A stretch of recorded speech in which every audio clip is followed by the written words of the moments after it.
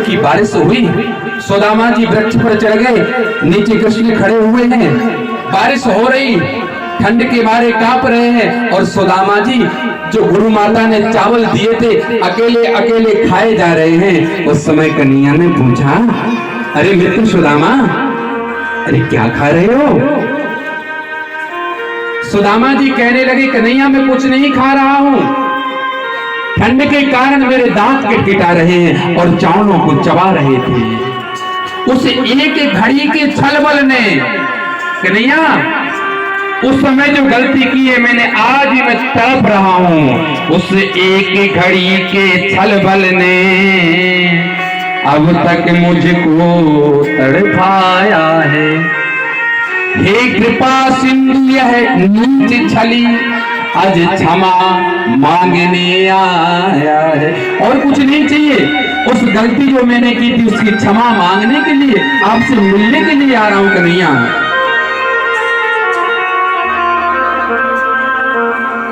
भूख लगती है, प्यास लगती है, जिंदगी अब उदास लगती है। भूख लगती है, प्यास लगती है, जिंदगी अब उदास लगती है। कैसे आऊं मैं द्वारका तेरी कान्हा, अब आस भी निराश लगती है। कि 3 दिना चली विप्र के, दूखन लागे पांव, देख वृक्ष की छांव में सोए गए पांव पसार। भूख भी लगती, प्यास भी लगती कन्हैया, अब तो जिंदगी भी उदास लगने लगी। कब मिलोगे मेरे गोविंद? चलते चलते पैरों से रक्त निकलने लगा, पैरों में कांटे चुभ गए, दुबला पतला शरीर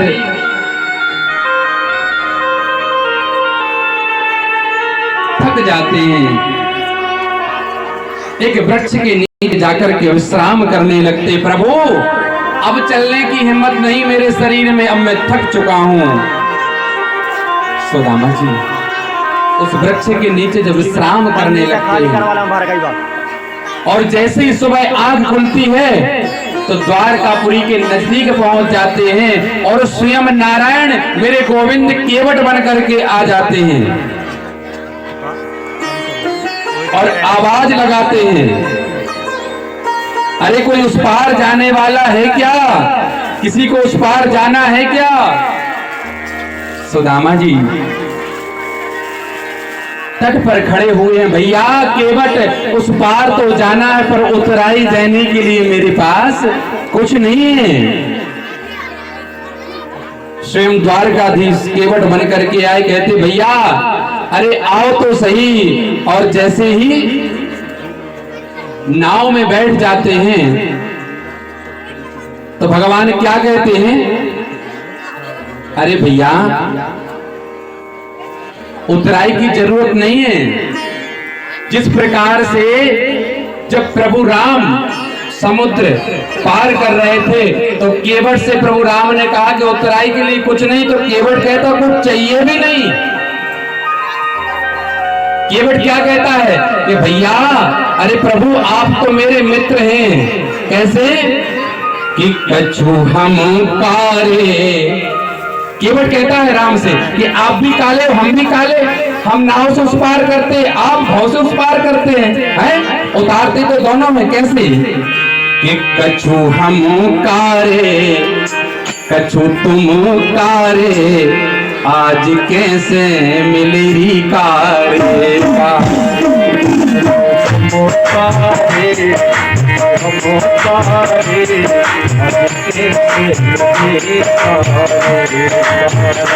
कछु हम कारे कछु तुम कारे, आज कैसे मिले कारे कारे कारे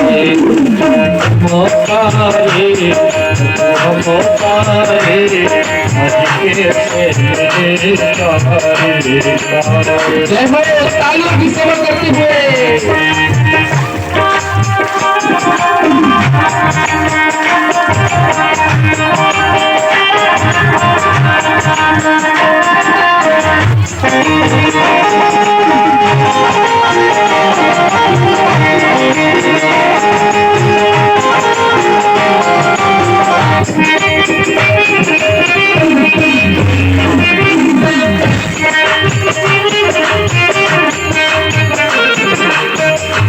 तुम हो नाव वारे हम हो नाव वारे, नाव वारे नाव वारे।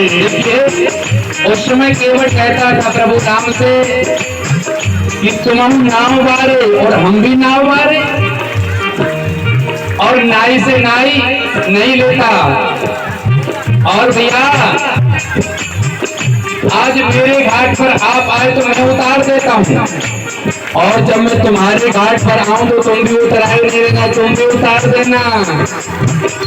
तुम हो नाव वारे हम हो नाव वारे, तुम हो नाव वारे नाव वारे। आज धुबई मिले बारे बारे, आज धुबई मिले बारे बारे। कछु हम तारे कछु तुम तारे, आज कैसे मिले तारे तारे। आज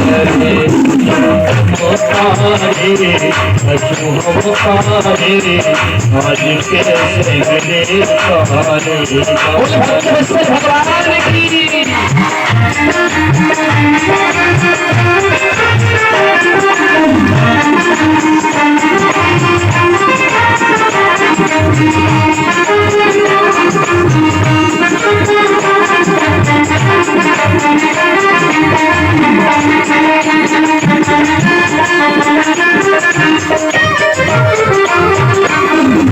तुमने उतने तारे इतने नभ में तारे, तुमने उतने तारे इतने नभ में तारे। केवट कहने लगा प्रभु अरे हमने तो गिनती की इनको उतारा है, लेकिन आपने कितनों को उतारा? जितने नभ में तारे हैं उन तारों की कोई गिनती नहीं कर सकता। क्या कहता है? तुमने उतने तारे जितने नभ में तारे, तुमने उतने तारे इतने नभ में तारे। आज हम भी करे तारे तारे, आज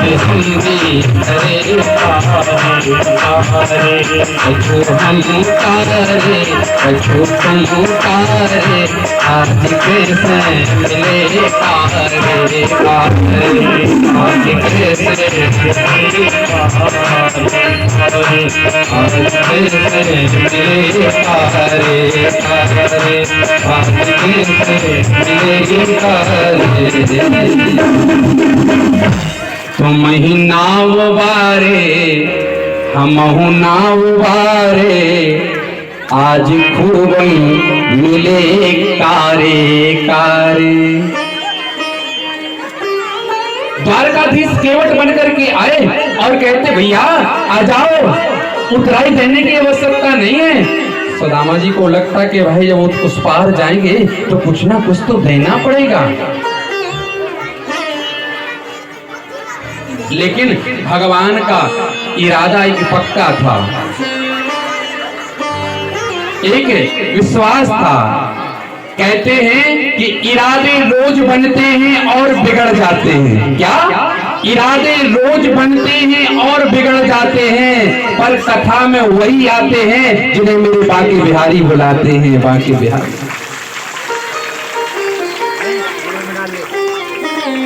आओ ना भैया। सुदामा जी उस नाव में बैठ जाते हैं और भगवान जब नाव चलाने लगते हैं ना तो बार बार सुदामा जी की ओर निहार रहे। वाह सुदामा तो वही है ना जो साथ में एक साथ भोजन किया करते थे, एक साथ विद्या अध्ययन की, आज तुम मिलने के लिए चलाया। बार बार गोविंद सुदामा के मुख की ओर निहार रहे हैं।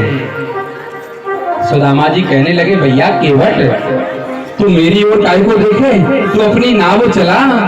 भगवान मन में सोचते, अरे मित्र आज तो ऐसे लगता है बस तुझको ही निहारता रहूं। आपकी दाढ़ी खाली करवा के जब सुदामा जी के लिए मेरे प्रभु ने उस पार किया, और जैसे उस पार पहुंच जाते हैं,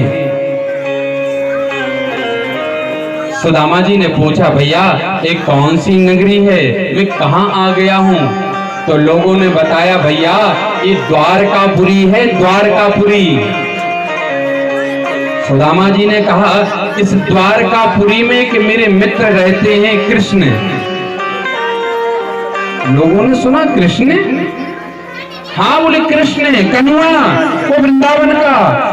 दूसरी बार शादी में कल्ले दिखा ली। जब वृंदावन में थे, जब कन्हुआ बलुआ चलता था, लेकिन द्वारकाधीश में जब से आ गए तो श्री श्री 1008 श्री महाराज श्री द्वारकाधीश महाराज कृष्णचंद्र जी महाराज, बहुत बड़ा नाम हो गया।